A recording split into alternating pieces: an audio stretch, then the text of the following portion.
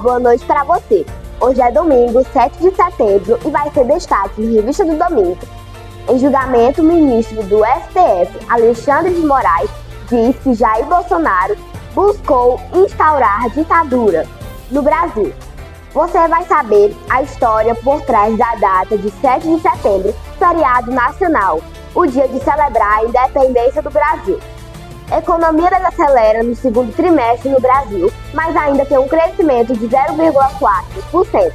A União Europeia inicia processo de ratificação de acordo com o Mercosul, mesmo com a resistência da França.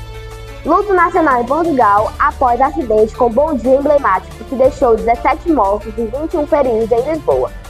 Morre estilista italiano Giorgio Armani aos 91 anos. A TV Mundial está na 54ª edição da Expofera no Amapá. Veja como foi todos os dias de festividade. E também conheça Carla Putz, o santo que foi canonizado hoje pelo Papa Leão. Ele é o padroeiro da internet e o primeiro santo do milênio atual. É a partir de agora, no Revista do Domingo.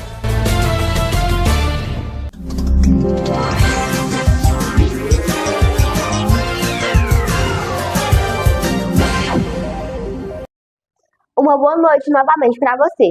A gente já começa a edição de hoje falando para você que o Supremo do Tribunal Federal, Alexandre de Moraes, acusou nesta terça-feira o ex-presidente Jair Bolsonaro de tentar estabelecer uma ditadura no Brasil. Também afirmou, durante o julgamento do político, que o STF vai ignorar pressões externas. O ministro do Supremo Tribunal Federal, Alexandre de Moraes, acusou nesta terça-feira o ex-presidente Jair Bolsonaro e 7 de seus ex-assessores de tentarem estabelecer uma ditadura no país por meio de uma tentativa de golpe contra Luiz Inácio Lula da Silva após as eleições de 2022. Só tem a lamentar que na história republicana brasileira se tenha novamente tentado um golpe de Estado, atentando-se contra as instituições e a própria democracia, pretendendo-se a instalação de um estado de exceção e uma verdadeira ditadura. O tribunal iniciou nesta terça a fase da sentença no julgamento contra Bolsonaro e outros réus acusados de conspiração golpista. Todos enfrentam penas de mais de 40 anos de prisão. Moraes ainda afirmou que o STF não vai ceder a pressões externas em uma possível referência às tarifas aplicadas pelo presidente dos Estados Unidos, Donald Trump, às exportações brasileiras. Existindo provas, acima de qualquer dúvida razoável, as ações penais serão julgadas procedentes e os réus condenados. Havendo prova da inocência ou mesmo qualquer dúvida razoável sobre a culpabilidade dos réus, os réus serão absolvidos. Assim se faz a justiça. Esse é o papel do Supremo Tribunal Federal: julgar com imparcialidade e aplicar a justiça a cada um dos casos concretos, independentemente de ameaças ou coações, ignorando pressões internas ou externas. Bolsonaro, de 70 anos, já inabilitado politicamente até 2030, é acusado de planejar um golpe de Estado e abolir violentamente o Estado Democrático de Direito. O ex-presidente, que não compareceu ao tribunal, afirma ser inocente e se considera vítima de uma perseguição política. A União Europeia iniciou o processo de ratificação do acordo com o Mercosul, apesar da relutância da França. O executivo validou o pacto comercial com o bloco sul-americano e prometeu garantias sólidas para proteger o setor agrícola. A Comissão Europeia iniciou nesta quarta-feira o processo de ratificação do acordo comercial com os países do Mercosul, que enfrenta a relutância da França e terá que ser aprovado pelos 27 países do bloco e pelo Parlamento Europeu. O Executivo Europeu validou o acordo comercial com o bloco sul-americano e prometeu garantias sólidas para proteger o setor agrícola, muito crítico ao tratado. A comissão apresentou hoje propostas para novos acordos com o Mercosul e o México. O Mercosul será o maior acordo comercial da União Europeia até o momento, uma área de livre comércio com 700 milhões de clientes. Este é um pacto comercial fundamental e um passo estratégico para a influência europeia global. A adoção pelos comissários europeus é o primeiro passo antes do envio do Tratado de Livre Comércio aos Estados-membros e aos eurodeputados nos próximos meses. Segundo uma fonte da Comissão Europeia, Bruxelas quer agir com rapidez e espera alcançar um acordo com os 27 países até o final de 2025, enquanto o presidente do Brasil, Luiz Inácio Lula da Silva, ocupa a presidência rotativa do Mercosul. O acordo deve permitir, entre outras coisas, que a União Europeia exporte mais automóveis, máquinas e bebidas alcoólicas para a Argentina, Brasil, Uruguai e Paraguai. Em troca, facilitaria a entrada de carne, açúcar, arroz, mel e soja latino-americanos no bloco, sob o risco de enfraquecer alguns setores agrícolas europeus. Desde que as negociações foram concluídas no mês de dezembro do ano passado, os sindicatos de agricultores europeus não poupam críticas ao setor. A França reiterou nos últimos anos sua oposição ao projeto de tratado, que considera uma ameaça para sua produção de bovinos, aves, açúcar e biocombustíveis, ao mesmo tempo em que exige medidas adicionais de proteção. Para tranquilizar o governo francês, Bruxelas pretende completar o acordo com um texto jurídico para reforçar as medidas de salvaguarda para os produtos europeus sensíveis, um gesto que foi bem recebido por Paris. E agora vamos falar ao vivo com Marcelo Marques, que vai trazer a previsão do tempo aqui no Revista do Domingo. Ele vai fazer um mega balanço climático para essa semana. Olá, Marcelo, boa noite. Oi, Clara, uma boa noite para você e para você que está acompanhando o Revista aqui com a gente neste domingo. Vamos lá, fazer a previsão para a semana. A próxima semana que será marcada por contrastes climáticos no Brasil, entre segunda e quarta-feira, onde uma onda de calor persistente atinge grande parte do país, com máximas que podem superar os 40 graus em regiões do centro-oeste e da região norte. A partir de quinta, uma leve queda nas temperaturas, sobretudo no sul e no sudeste, mais ainda com tardes quentes. O Instituto Nacional de Meteorologia, o IMET, mantém um alerta de baixa umidade em áreas do Mato Grosso. No norte, os dias serão muito quentes até quarta, com mínima em torno de 21 e máxima de 41 graus nos horários mais críticos. A umidade do ar se mantém baixa, acentuando o desconforto térmico e o risco de incêndios. Na região centro-oeste, a semana começa com sol forte e ar seco, máximas entre 34 e 36 graus e mínimas amenas entre 18 e 20 graus. A umidade continua sendo o principal vilão, sobretudo em áreas mais centrais da região. E no sudeste, o calor será perceptível, mas não extremo. As tardes reservarão máximas entre 30 e 34 graus. A estabilidade volta a se firmar no meio da semana, tornando o clima mais confortável. Na região nordeste, o litoral e o interior seguem sob forte calor e sol persistente. As máximas permanecem elevadas, variando entre 30 e 35 graus, sem previsão de chuva significativa. Expectativa de tempo seco e abafado de ponta a ponta da semana. Em Fortaleza, capital do Ceará, as mínimas ficam entre 25 e máximas de 31 graus. Já em Camocim, o cenário é parecido, mas com temperaturas um pouco mais suaves, com mínimas de 24 e máxima de 30 graus. Não há previsão de chuva significativa e o tempo segue firme, típico do período seco da região. No sul do Brasil, pode-se esperar tardes mais agradáveis, especialmente a partir de quinta, com máximas entre 25 e 30 graus, marcando um contraste com o extremo calor das demais regiões. A todos um bom final de domingo e boa semana. Clara. Obrigada, Marcelo. Boa noite. Mudando de assunto, a economia desacelerou no segundo trimestre do Brasil. O crescimento foi de 0,4% em comparação com nos primeiros meses de 2025. A economia brasileira cresceu 0,4% no segundo trimestre de 2025 em comparação com o primeiro e registrou uma expansão interanual de 2,2%. Os dados foram publicados nesta terça-feira pelo Instituto Brasileiro de Geografia e Estatísticas. O resultado marca uma desaceleração na maior economia da América Latina, após um crescimento de 1,3% nos primeiros 3 meses do ano. Este dado foi revisado para baixo após um anúncio prévio de 1,4%. Mesmo assim, o aumento de 0,4% superou levemente as expectativas do mercado, que esperava um avanço em torno de 0,3%, de acordo com estimativas das instituições financeiras consultadas pelo jornal Econômico Valor. Em relação ao segundo trimestre de 2024, o Produto Interno Bruto brasileiro avançou 2,2%. A desaceleração trimestral se explica principalmente pelo desempenho do setor agropecuário, que passou de um crescimento de 12,2% no primeiro trimestre para uma contração de 0,1% no segundo.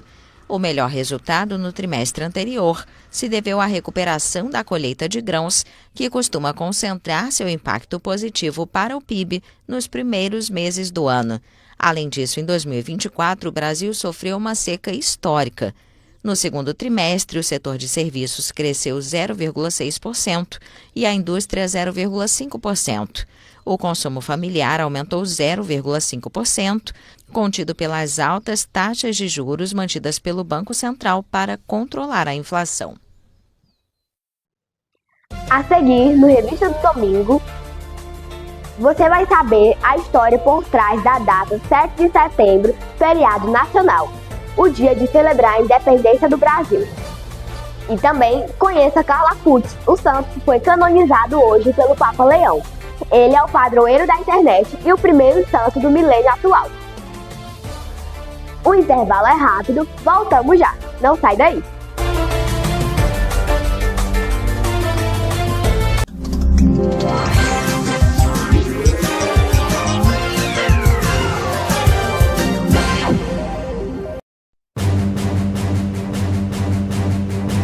Próximo sábado, às 6h45 da noite. A volta do Comando 190, dessa vez com Carlos Eduardo. Alô, alô, meu Brasil! Eu estou chegando, hein? É notícia, prestação de serviço, opinião e tudo da área policial você encontra aqui. Aqui, a verdade é dita sem rodeios e sem medo de defender você, o nosso povo.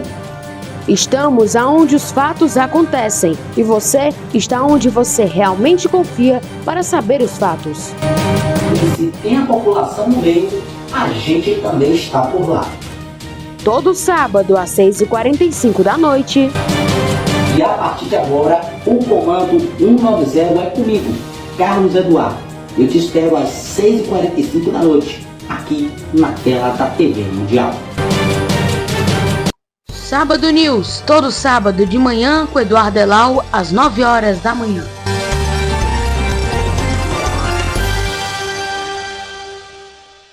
Notícias do mundo esportivo no Hora do Esporte, toda quarta, às 18 horas com Eduardo Pires.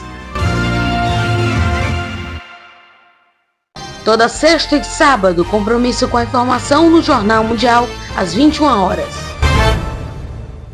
De terça a quinta, as informações da tarde com Caio Teles, no Boa Tarde Mundo, às 13 horas.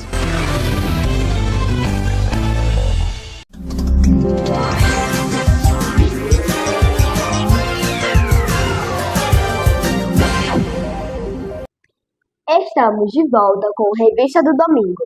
E olha, Portugal está em luta após acidente com bondinho emblemático em Lisboa. O balanço foi atualizado para 17 mortos e 21 feridos. Portugal respeita nesta quinta-feira um dia de luto nacional após o descarrilamento do Elevador da Glória, um bondinho emblemático de Lisboa que deixou vários mortos e feridos. O acidente aconteceu na tarde de quarta-feira em um dos bairros mais turísticos da capital. O famoso bondinho, que liga a Praça do Rocio às localidades do Bairro Alto e Príncipe Real, saiu dos trilhos e colidiu com um prédio. Entre as vítimas estão vários estrangeiros. É uma coisa um bocadinho preocupante, ou seja, é muito triste porque a maioria das pessoas, segundo a informação, são turistas, vêm cá para desfrutar das suas férias e se calhar a maioria daquelas pessoas estão longe das famílias, assim, para as famílias que estão longe para receber essa informação é um bocadinho triste. Uma grande revolta por isto chegar a um ponto destes, porque eu acho que é inadmissível isto ter acontecido, porque eu acho que o que está ali alguém é culpado, tem que ser culpado, porque como é que pode rebentar um cabo que sustenta um elevador, um transporte que leva transporta centenas de pessoas por dia? Não é possível.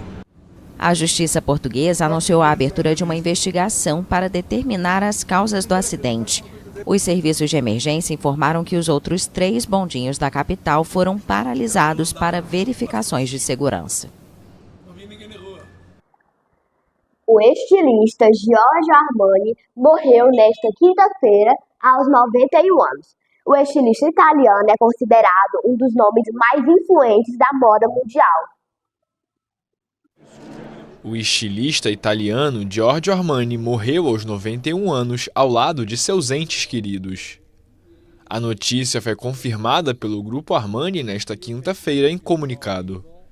A empresa dele adiantou que o funeral será realizado de forma privada, mas os que desejarem poderão prestar suas homenagens em uma capela ardente aberta no sábado e no domingo em Milão. A nota acrescentou que Armani foi incansável em vida e trabalhou até seus últimos dias, dedicando-se à empresa, às coleções e aos muitos projetos em andamento e futuros. O italiano havia cancelado seu desfile de moda masculina em Milão no início do ano por motivos de saúde. Também não compareceu ao desfile da Armani Privé em Paris por recomendação médica. O designer abriu sua marca em Milão em 1975 e rapidamente alcançou o topo da indústria. Ao estilista é atribuída a invenção da moda de tapete vermelho, mas ele também se aventurou em uma linha mais jovem e acessível com a Emporio Armani, além de abrir hotéis de luxo. Sua morte ocorre poucas semanas antes das celebrações para comemorar os 50 anos de sua marca.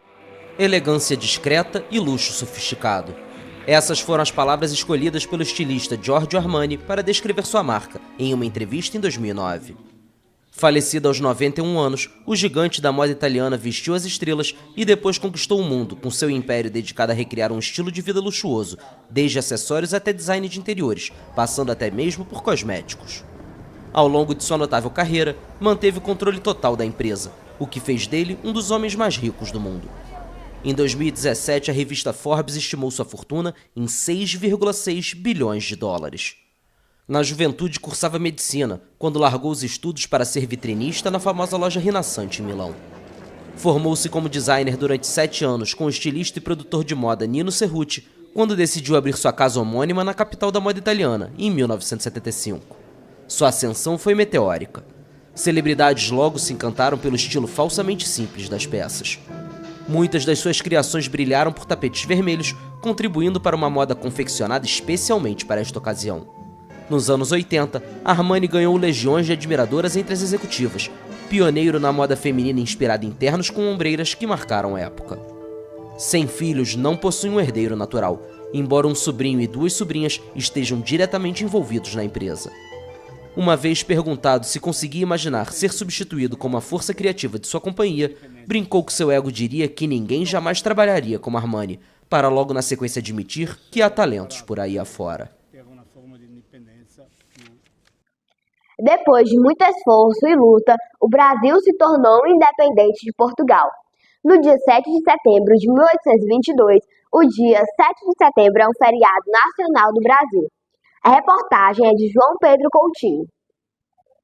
O 7 de setembro é o dia em que o Brasil comemora sua independência. Foi em 1822, as margens do Rio Ipiranga e São Paulo, que Dom Pedro I Duque proclamou a separação de Portugal, marcando o início de uma nova fase para o país. No contexto histórico, no início do século XX, o Brasil ainda era colônia portuguesa, e as tensões cresceram quando a família real retornou a Lisboa, após a permanência no Rio de Janeiro durante a visão napoleônica. Pressões políticas e econômicas da corte portuguesa levaram à exigência do retorno de Dom Pedro a Portugal, mas ele decidiu permanecer no Brasil e atender aos apelos do povo e da elite local. Em 7 de setembro de 1822, ao receber cartas que reforçavam a pressão de Portugal, Dom Pedro declarou a independência com o famoso grito: independência ou morte. Após a independência, o Brasil deixou de ser colônia e tornou-se um império, com Dom Pedro I como seu primeiro imperador. A ruptura não foi imediata, houve resistência em algumas províncias e conflitos até 1825, quando Portugal reconheceu oficialmente a independência. O processo foi marcado por acordos diplomáticos e o pagamento de indenizações a Portugal e a Inglaterra. Hoje, essa data é celebrada com desfiles cívico-militares que acontecem em Brasília e várias cidades do país. Estudantes, militares, autoridades e a população participam das celebrações, que destacam símbolos nacionais como a bandeira, o hino e o verde e amarelo. O 7 de setembro é mais do que um feriado, é um marco da construção da nossa identidade como nação. Essas são as informações. João Pedro Coutinho, retornando aos estúdios do Revista do Domingo. E você conhece Carlo Acutis? Ou melhor, São Carlo Acutis. O jovem que até então era beato foi canonizado santo na manhã deste domingo no horário de Brasília. Carlo Acutis é o padroeiro da internet e santo de devoção de vários jovens. Dito isso, vamos acompanhar uma reportagem de Caio Teles contando a história de Carlo Acutis. Carlo Acutis nasceu em 3 de maio de 1991, em Londres, mas cresceu em Milão, Itália. Desde a infância, ele foi cercado por um ambiente familiar que valorizava a fé católica. Sua mãe, Antônia, e seu pai, Andrea, sempre incentivaram a prática religiosa, e Carlo rapidamente se tornou um jovem devoto. Uma das devoções mais marcantes de Carlo foi a de Nossa Senhora de Aparecida, sim, a padroeira do Brasil. Ele frequentemente falava sobre como se sentia próximo dela e como sua intercessão o ajudava em momentos difíceis. Essa devoção se manifestou em sua vida através de orações e visitas a santuários. Carlo tinha um carinho especial pelo Brasil, e sua conexão com a padroeira brasileira era uma parte importante de sua espiritualidade. Uma curiosidade fascinante sobre Carlo é que o primeiro milagre eucarístico que ele documentou em seu site aconteceu no Brasil, o milagre de São Paulo, em 1996, onde uma hóstia consagrada começou a sangrar. Foi uma das primeiras histórias que chamou sua atenção. Ele dedicou o tempo para estudar e relatar esses eventos, acreditando que eles poderiam fortalecer a fé dos católicos, especialmente entre os jovens. Carlo era um prodígio digital. Desde muito jovem, ele aprendeu a programar e começou a criar sites. Sua habilidade em tecnologia foi uma ferramenta que ele utilizou para evangelizar. Ele acreditava que a internet poderia ser um meio poderoso de dimensionar a fé, e por isso dedicou-se a criar um portal que apresentava não apenas os milagres eucarísticos, mas também catequese para jovens. Em sua vida cotidiana, Carlo era um exemplo de virtude. Ele praticava a caridade, ajudando os necessitados e se dedicando a obras sociais. Seus amigos o descrevem como alguém que sempre tinha um sorriso no rosto e que encorajava as pessoas ao seu redor a viverem com alegria e fé. Ele também tinha um amor especial por animais, especialmente gatos, e frequentemente se preocupava com o bem-estar deles. No ano de 2006, Carlo foi diagnosticado com leucemia. Durante seu tratamento, ele continuou a viver sua fé intensamente. Ele dizia que estava disposto a oferecer seu sofrimento a Deus em união com o sofrimento de Cristo. Suas últimas palavras foram sobre a esperança de ir ao céu, e ele expressou um desejo profundo de que sua vida pudesse inspirar outros a conhecerem Jesus. Carlo Acutis foi beatificado em 10 de outubro de 2020, em Assis, Itália. O Papa Francisco destacou a importância de sua vida como um exemplo de santidade moderna. Ele se tornou um modelo para a juventude, mostrando que é possível viver a fé em um mundo digital e tecnológico. O legado de Carlo Acutis continua a inspirar jovens em todo o mundo. Sua história é compartilhada em várias paróquias e escolas, e muitos jovens se sentem motivados a usar suas habilidades e talentos para o bem, assim como Carlo fez. A sua vida é um testemunho de fé. A tecnologia e a caridade podem andar juntas, impactando positivamente a sociedade. São Carlo Acutis não é apenas um santo moderno, mas um amigo e intercessor que continua a tocar corações e a guiar muitos em sua jornada. São Carlo Acutis, rogai por nós. E agora é hora de falar da Expofeira do Amapá.